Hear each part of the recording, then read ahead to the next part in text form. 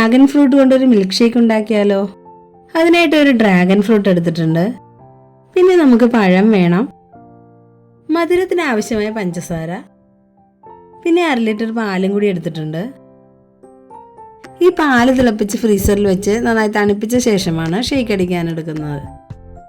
അപ്പം നമുക്കിത് രണ്ടിൻ്റെയും തൊലി കളഞ്ഞൊന്ന് ചെറുതായിട്ട് കട്ട് ചെയ്തെടുക്കാം. ആദ്യം പഴമാണ് കട്ട് ചെയ്തെടുക്കുന്നത്.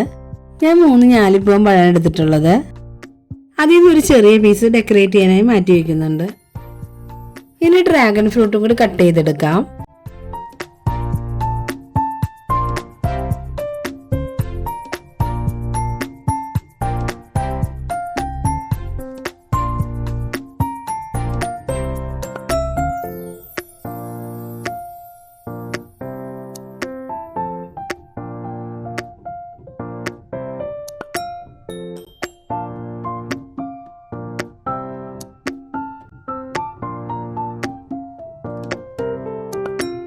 അപ്പോൾ നമുക്കിത് ഷേക്ക് അടിച്ചെടുക്കാനായിട്ട് കട്ട് ചെയ്ത് വെച്ചിട്ടുള്ള ഡ്രാഗൺ ഫ്രൂട്ട് ഈ ജാറിലേക്ക് ഇടാം.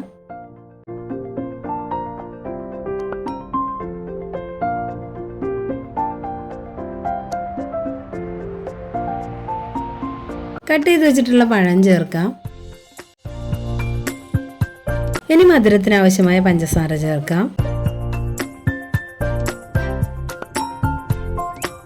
ഇനി പാല് കൂടെ ചേർക്കാം. ഇത് തിളപ്പിച്ചാറിയിട്ട് ഫ്രീസറിൽ വെച്ച് നന്നായിട്ട് തണുപ്പിച്ചിട്ടുള്ളതാണ്. ഞാനിപ്പോൾ ഈ പാല് മുഴുവനായി ഇതിലേക്ക് ഒഴിക്കുന്നില്ല. ഇനി നമുക്ക് നന്നായിട്ട് അടിച്ചെടുക്കാം.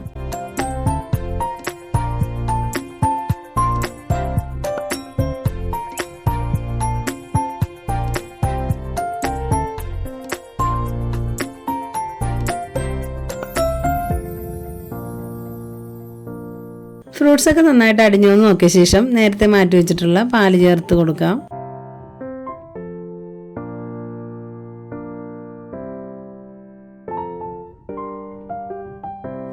ഇനി ഒരു ജാറിലേക്ക് ഒഴിക്കാം.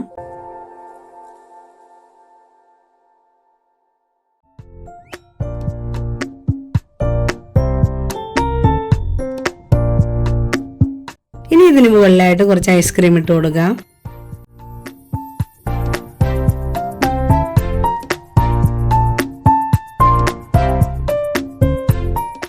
ഒന്ന് ഡെക്കറേറ്റ് ചെയ്യാനായിട്ട് നേരത്തെ കട്ട് ചെയ്ത് മാറ്റി വെച്ചിട്ടുള്ള ഫ്രൂട്ട്സ് ഇട്ട് കൊടുക്കാം.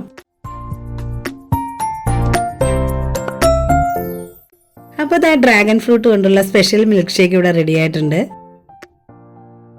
നിങ്ങൾക്കൊരു വെറൈറ്റി മിൽക്ക് ഷേക്ക് കുടിക്കാൻ തോന്നുകയാണെങ്കിൽ ഇതൊന്ന് ട്രൈ ചെയ്ത് നോക്കണേ.